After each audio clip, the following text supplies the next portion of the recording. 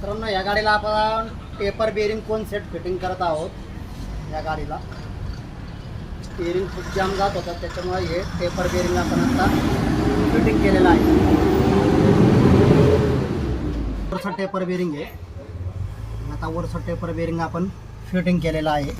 वरचं taper bearing आणि हे ओरिजिनल बेरिंग आहेत मित्रांनो. हे बघा, हे याच्यावरती इंडिया लिहिलेलं आहे.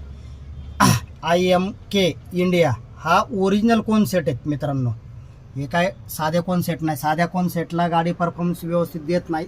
साध्या कोन सेटला गाडी 3 महिन्याला ग्रेसिंग वगैरे करायला लागतं, कंटिन्यू ग्रेसिंग करायला लागतं.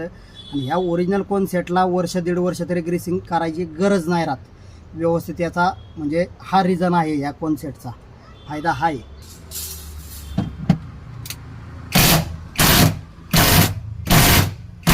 चालू कर चालू. बघा मित्रांनो, आता ह्या गाडीला फिटिंग केलेलं आहे आपण टेपर बेरिंग.